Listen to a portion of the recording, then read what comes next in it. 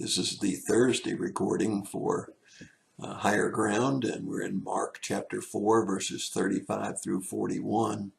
There are parallel passages for this particular section of Scripture in Matthew chapter 8, beginning at verse 23, and in Luke chapter 8, beginning at verse 22.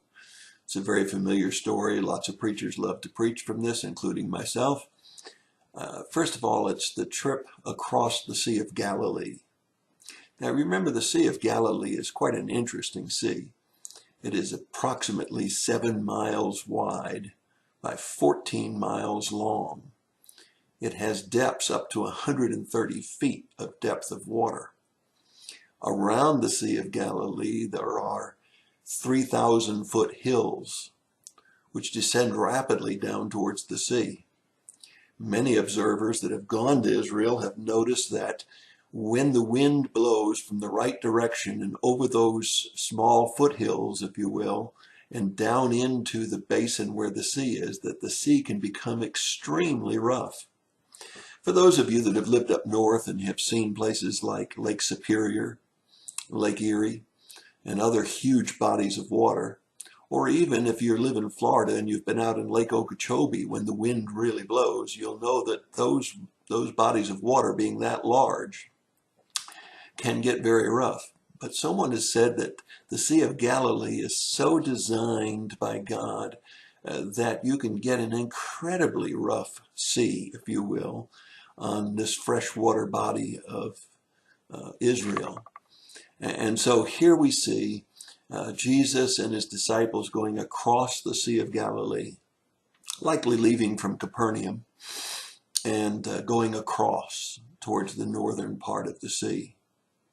It says in the midst of their journey, while Jesus is asleep in the stern, a great wind rises up, and so much wind that water is being pushed up and over the bow of the boat, so that the boat is becoming filled with water. Now remember, these are seasoned fishermen. These are men that have been on the Sea of Galilee many, many, many times, and they've been in some rough winds. And yet this storm is so severe that they actually believe that they might perish. They actually believe they might drown out in the middle of the Sea of Galilee. You say, how is that possible? Well, because the Sea of Galilee being 7 miles across, you wouldn't even be able to see land likely. And to swim 7 miles in that kind of torrent weather with the waves pushing your head under and plowing you under the waves, would be very difficult even for seasoned seamen. However, there are some interesting things that you need to see in this passage of Scripture. The first is the idea to go across the sea at that time was Jesus' thought. You'll see in verse 35 in the Mark 4 account that Jesus said, "Let us go to the other side." Now, when has Jesus ever directed someone to do something that he wasn't sufficient to get them safely through to the other side? Notice also that the fear scale is so great that in one account in Mark it tells us that they are fearful that they're going to perish. In the Matthew account, they come to Jesus and say, "Save us, Lord."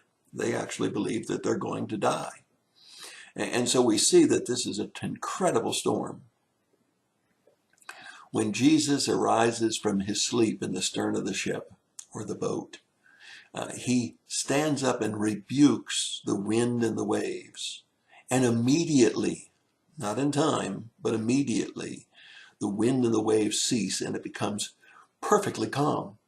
Now, when have you ever seen that? When have you ever seen a body of water that was churned up in a storm that didn't take time for it to go back to calm? It must have been something to see, especially for these seasoned fishermen. From a torrent with waves breaking over the bow and the boat about ready to sink, to a calm sea, a calm lake. And so no wonder they had both fear and amazement. The scriptures make it clear that they had both feelings. Read all 3 accounts and you'll see. Because the wind and the wave obeyed him, he rebukes them for their lack of faith. They'd been with him for a while. They'd seen the miracles that he was capable of. But obviously they hadn't fully acknowledged, understood, and actually internally believed that he was God in the flesh.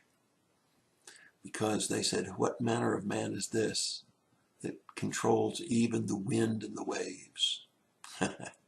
It's a great thought for you today. If he said, let's go to the other side, if he's asked you to do something, he will get you there. He didn't promise that the sailing would be smooth, but he said he'd get you there.